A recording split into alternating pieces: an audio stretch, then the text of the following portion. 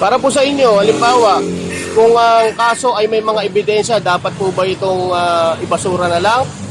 Hindi pwede. Dapat babayaran talaga nila kung may kaso sila. Hello po ma'am, magandang gabi po. Pwede po bang matanong, at hindi yung usapin dito sa mangyayaring impeachment ni Vice President Sara Duterte, posible po na ibasura na itong impeachment trial. Para po ba sa inyo, ano po ba yung dapat gawin ng Senado, lalo na po si Senator Chis Escudero? Siyempre, kung saan tayo napanig na tama, dapat nandoon tayo.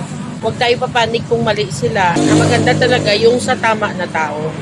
Yun talaga ang dapat. Doon tayo kakampi sa tama. Yung tama, yun ang sundin natin. Hindi tayo susunod sa mga mali na yan. Para po sa inyo, halimbawa, kung ang kaso ay may mga ebidensya, dapat po ba itong ibasura na lang?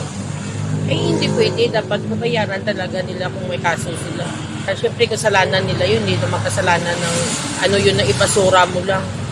O kung sakali po kayo yung nasa kalagayan ng Vice Presidente at sa isip nyo wala naman po kayong ginagawang mali, willing po ba kayong humarap sa impeachment? Willing ako kung wala akong nagawang mali. Kung may nagawa akong mali, syempre, yun ang pagtatago nila. Kung tama ako ba't ako magtatago? Tama ako. Panawagan nyo po sa Senado para matigil na po itong usapin na ito. Sana kung sino yung may sala, dapat magbabayad. At saka yung mga tao na kumakampi sa mali, hindi dapat ganun. Dapat kung sino ang tama sa mga ano na yan, doon tayo kakampi.